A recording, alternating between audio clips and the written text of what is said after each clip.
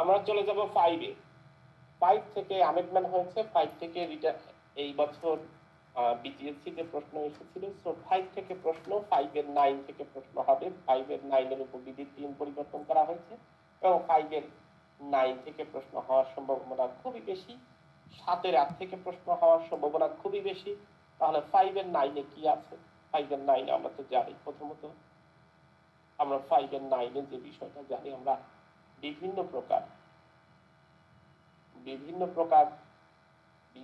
ভাবে সমন দেওয়ার কথা বলেছিলাম। কুরিয়ারের মাধ্যমে দিব, জেলা যেখানে 30 দিনের মধ্যে যদি আসে সেক্ষেত্রে। 5 এর 9 এ বলছে উপবিধি 3 এ নতুন করে যুক্ত করা হয়েছে ওই কথা 70 নাম্বার সেকশন। কোন 70 নাম্বার সেকশনের কথা বলছি বলেন তো কেউ? সাথে সাথে ধরতে পারবেন? Sir CrPC. হ্যাঁ, সিআরপিসি। যখনই একটা শব্দ বলবো সাথে সাথে বলে ফেলতে হবে ওই সিআরপিসি তে চলে গেছে। খেলা এখন ব্রেনটাকে বিভিন্ন ভাবে ঠিক আছে এক্সারসাইজ করতে হবে। সিপিসির কথা বলতে বলতে সিআরপিসি চলে যেতে হবে। 70 নাম্বার সেকশন। আর এখানে 5 এর 9 5 নাম্বার আদেশের 9 নাম্বার বিধি অনুযায়ী ক যুক্ত 3 এ যুক্ত করা হয়েছে নতুন করে। আপনার সমনটা কি হবে? শর্ট মেসেজিং হবে, ভয়েস কল হবে, ইন্টারনেট মেসেজিং সার্ভিসের মাধ্যমে হবে। এই সমনের পদ্ধতি নতুন করে যুক্ত করা হয়েছে। নতুন করে 9-3 উপবিধি অনুযায়ী short messaging, voice call, internet servicing, fax যুক্ত করা হয়েছে। আমাদের এটা কিন্তু পরিবর্তন হয়েছে। এখান থেকে প্রশ্ন হবে। সমন সম্পর্কে যদি আমরা কথা বলতে যাই, সমন খুবই গুরুত্বপূর্ণ। সমনের কারণেই একতরফা, দুতরফা, তিনতরফা পর্যন্ত হয়ে যায়। এই সমনটার ক্ষেত্রে প্রথম কথা হচ্ছে কোন মোকদ্দমা রুজু করার তারিখ থেকে, অর্থাৎ মোকদ্দমা যেদিন রুজু হয়েছে তার 5 কার্য দিবসের মধ্যে আদালতে নিযুক্ত কর্মকর্তার নিকট সমন ইস্যু করতে হবে। প্রশ্ন এখান থেকে হয় কত কার্য দিবসের মধ্যে সমন দিতে হবে? 5 কার্য দিবসের মধ্যে সমন দিতে হবে। তবে শর্ত থাকে যে আদালতে নিযুক্ত কর্মকর্তা যদি এই যে 5 কার্য দিবসের মধ্যে সমন পাঠাতে ব্যর্থ হন, ওনার বিরুদ্ধে আপনার কি হবে? তাকে দোষী সাব্যস্ত করা হবে এবং অসদাচরণের জন্য দায়ী হবে। বিশেষ করে এই বিধিটা খুবই ইম্পর্টেন্ট। কিছুদিন আগেও আমি একটা মামলা নিয়ে, আমার মামলা নিয়ে কথা বলতেছি, আমাদের বাড়ির মামলা নিয়ে কথা বলতেছি, এই কথা বলেছিলাম। 5 নাম্বার আদেশের 2 নাম্বার বিধি, 1 নাম্বার বিধি অনুযায়ী কোন বিবাদী যদি উপস্থিত থাকে সেক্ষেত্রে সমন জারি করার কোনো প্রয়োজন নেই। শর্ত হচ্ছে যদি বিবাদী আর্জি দাখিল করার সময় উপস্থিত থাকেন এবং বাদীর দাবি স্বীকার করে নেন, তাহলে কিন্তু আর নতুন করে সমন জারি করার প্রয়োজন নাই। উপস্থিত থাকলেই সমন জারি করার প্রয়োজন নাই। উনি স্বীকার করুক আর অস্বীকার করুক, স্বীকার করলে তো আরো ভালো। আমি সেই বিবাদী। বিষয়টা হচ্ছে এইটা 1 নাম্বার আদেশের 5 নাম্বার আদেশের 1 নাম্বার বিধি থেকে এই দুটো প্রশ্ন মাস্ট। তবে আর একটা প্রশ্ন থাকে, আর্জির সাথে সাথে বিবাদীকে যে সমন ইস্যু করা হবে, এই সমনটাতে কিভাবে জারি করতে হয়? অবশ্যই প্রত্যেকটি সমনে বিচারকের অথবা তার নিযুক্ত কর্মকর্তার স্বাক্ষর থাকতে হবে এবং আদালতের সিল মোহরকৃত হতে হবে। 5 নাম্বার আদেশের 3 নাম্বার বিধি থেকে প্রশ্ন, 5 নাম্বার আদেশের 3 নাম্বার বিধি থেকে প্রশ্ন হয় সমনে কার কার সিগনেচার থাকে? সমনে কি থাকে? সমনে আদালতের সিল মোহর থাকে, বিচারক বা নিযুক্ত কর্মকর্তার স্বাক্ষর থাকে। এখান থেকে প্রশ্ন হয়। সমনের সাথে কি দিতে হবে? একটা প্রশ্ন হয় সমনের সাথে অবশ্যই আর্জি নকল বা সংক্ষিপ্ত বিবরণী থাকতে হবে। 2 নাম্বার বিধি থেকে প্রশ্ন হয়নি এখনো, কিন্তু ইম্পর্টেন্ট একটা কথা, অলরেডি 9 এর কথা বলে ফেলেছি। 30 দিনের মধ্যে সমন পাঠাবেন কুরিয়ার সার্ভিস। নতুন করে যুক্ত করা হয়েছে short messaging, SMS। Full meaning হচ্ছে শর্ট মেসেজ সার্ভিস, SMS যেটাকে আমরা বলি। ভিসি অনেক সময় বলে voice call, internet messaging service, ফ্যাক্সের মাধ্যমে আমাদের নতুন করে সমন জারি করার বিধান রয়েছে। এগুলো থেকে প্রশ্ন হয় না। প্রশ্ন হয় বিকল্প পদ্ধতিতে সমন জারি করার পদ্ধতিটা কি? 20 নাম্বার বিধি মোস্ট ইম্পর্টেন্ট একটা বিধি। একই সাথে 2 ভাবে সমন জারি করা হয়, ব্যক্তিগতভাবে সমন জারি করা হয়। 19 এর খ খুবই গুরুত্বপূর্ণ একটা জিনিস। এবং বিবাদী সমন গ্রহণ করতে যদি অস্বীকার করে, যদি না পাওয়া যায়, পদ্ধতিটা কি? 17 নম্বর বিধি থেকে প্রশ্ন হয়। কি কি পদ্ধতি অবলম্বন করতে হয়? বিবাদী তার স্বীকার পক্ষে স্বাক্ষর করতে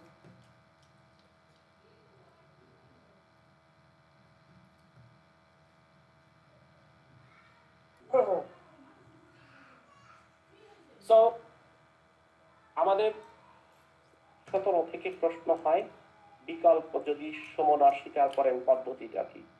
বিকল্প পদ্ধতি হচ্ছে বিবাদীকে খুঁজে না পাওয়া গেলে বিবাদীর গৃহস্থানে লাভজনক কাজের স্থানে একটি নকল ঝুলিয়া টানায়া দিয়ে সমন জারি করতে হবে। আর একই সাথে আপনার ব্যক্তিগতভাবে যদি জারি করেন তাহলে যুগপথ হিসেবে আপনি ডাকযোগে প্রেরণ করবেন। ডাকযোগে প্রেরণের ক্ষেত্রে একটা নির্ধারিত আইন আছে, জেনারেল ক্লজের 127 নম্বর সেকশনে আপনি যদি একই সাথে ডাক রসিদ দাখিল করেন, অ্যাকনলেজমেন্ট স্লিপ দাখিল করেন, তাহলে মনে করা হয় সমন জারি হয়েছে। বিকল্প পদ্ধতিতে সমন খুবই ইম্পর্টেন্ট। বিকল্প পদ্ধতি সমনের ক্ষেত্রে পত্রিকার কথা বলা হয়েছে। আপনি লটকায় টানায় দিলেন, তারপরেও আসতেছে না, আপনার দৈনিক পত্রিকায় বহুল প্রচলিত জায়গায় আপনি দিয়ে দিবেন বিকল্প পদ্ধতিতে সমন জারি হয়েছে বলে গণ্য করা হবে। 20 নম্বর বিধি থেকে প্রশ্ন একেবারে আসার সম্ভাবনা খুবই বেশি। আমরা 5-এর পর 4 নাম্বার আদেশের একটা কথা বলি। সেই আদেশে একেবারে সরল কথা, এখান থেকে কোনো প্রশ্ন হয়নি। মোকদ্দমা দায়ের করব কিভাবে? মোকদ্দমা দায়ের করার কথা বলেছে। এক্ষেত্রে আর্জির মাধ্যমে প্রত্যেকটি মোকদ্দমা দায়ের করতে হবে, আদালত এবং আদালতের নিযুক্ত কর্মকর্তার কাছে দিতে হবে। কোনো কিছু নাই। আমাদের আর্জি দাখিল মোকদ্দমা দাখিলের ক্ষেত্রে 26 নম্বর সেকশন ইম্পর্টেন্ট। 26 নম্বর সেকশন থেকে প্রশ্ন হবে, কারণ 26-এর 1 থেকে পরিবর্তন নেওয়া হয়েছে, অ্যাফিডেভিট যুক্ত করতে হবে। সুতরাং আপনার আদেশ 4 থেকে প্রশ্নের কোনো দরকার নাই। আদেশ 3, দুইটা বিধি ভেরি ভেরি ইম্পর্টেন্ট। সেটা হচ্ছে স্বীকৃতি প্রতিনিধির মাধ্যমে মোকদ্দমা প্রত্যেকটি আপনি প্রতিনিধি পক্ষগুলোর মধ্যে হতে হাজিরা বা আবেদন করতে পারবেন। সেক্ষেত্রে দুইটা পদ্ধতি অবলম্বন করা হয়। পাওয়ার অফ অ্যাটর্নির মাধ্যমে দিতে পারবেন, অথবা ক্ষমতা প্রাপ্ত অপর কোনো প্রতিনিধি না থাকলে ব্যবসা প্রতিষ্ঠান যিনি চালান সেই ব্যক্তিকে আপনি দিতে পারবেন। এটা হচ্ছে রিকগনাইজড এজেন্ট বলা হয়। রিকগনাইজড এজেন্ট থেকে প্রশ্ন হয়। দুইটা ক্ষেত্রে পার্থক্য আছে। এক নম্বর আদেশের 8 নম্বর বিধি, একই ব্যক্তি সকলের স্বার্থ সংশ্লিষ্ট পক্ষের মামলা করতে পারবে। One person may sue dependent on behalf of all the same interest. এখান থেকে প্রশ্ন হয়। এটা একটা কথা যেটাকে আমরা বলছি যে প্রতিনিধিত্বমূলক মোকদ্দমা। এই শব্দটাকে বলা হয় প্রতিনিধিত্বমূলক মোকদ্দমা। আর যেটা অ্যাটর্নির মাধ্যমে মোকদ্দমা করা হয় 3 নম্বর আদেশের 2 নম্বর, যেটাকে রিকগনাইজড এজেন্টের কথা বলছি। এটা যেন গোলায় না যায়। অ্যাপয়েন্টমেন্ট অফ লিডার কোথায় আছে? 3 নম্বর আদেশের 4 নম্বর বিধিতে এখান থেকে প্রশ্ন হয় না, শুধু জেনে রাখলাম, জানার জন্য এটা আমাদের প্রয়োজন। ফ্রেমিং সুট থেকেও এখন পর্যন্ত কোনো প্রশ্ন নাই। তবে মোকদ্দমার গঠন এমন ভাবে করতে হবে যেন বিতর্কিত বিষয়গুলোকে সুস্পষ্টভাবে ধারণা হয়।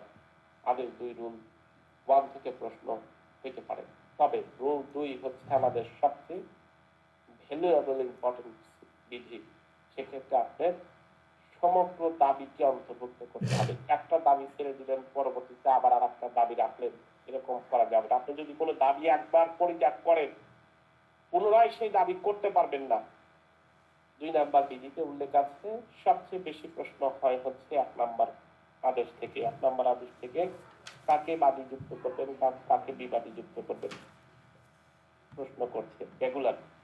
যাদেরকে বাদী যুক্ত করবেন, যাদেরকে বিবাদী যুক্ত করবেন, যে কথা অলরেডি বললাম, একই পক্ষগুলোর পক্ষে আত্মপক্ষ সমর্থনের জন্য যে কোনো একজন রিকগনাইজ এজেন্ট না, এটা হলো বলা হয় প্রতিনিধিত্বমূলক মোকদ্দমা। আশা করতে 1 নম্বর আদেশের 8 নম্বর বিধি অনুযায়ী জয়েন্ডার নন জয়েন্ডার সংযোজন অসংযোজন থেকে প্রশ্ন আসে।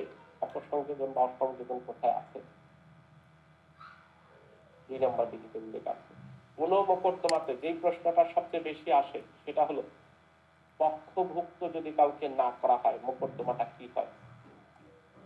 মোকদ্দমায় ভুল বাদীর নামে মোকদ্দমা করলে আদালতে যে কোনো পর্যায়ে স্থলাভিষিক্ত করতে পারে। সেই ক্ষেত্রে অপসংযোজন বা অসংযোজনের কারণে মোকদ্দমা ব্যর্থ হয় না। শব্দটা ডাইরেক্ট আসে ব্যর্থ হয় না। আপনাকে বলতে পারে আর্জি খারিজ হয়, আপনাকে বলতে পারে যে আর্জি প্রত্যাখ্যান হয়, আর্জি ফেরত হয়, এরকম শব্দ না, সরাসরি বলা হয়েছে ব্যর্থ হয় না। 9 নম্বর বিধি থেকে প্রশ্ন এইটাই করে। কে কখন ভুল বাদী বা বিবাদীকে স্ট্রাইক আউট করতে পারে, যুক্ত করতে পারে, অ্যাড করতে পারে কে? কোর্ট, আদালত, যে কোনো সময়, যে কোনো মোকদ্দমায়। প্রশ্ন হয় এখান থেকে আরেকটা, এই 10 নম্বর আদেশের 3 নম্বর উপবিধি অক্ষম ব্যক্তির পক্ষে অবশ্যই নেক্সট ফেন হিসেবে মোকদ্দমা যুক্ত করবে। খুবই ইম্পর্টেন্ট একটা বিধি। আমরা 9টা 17 বাজে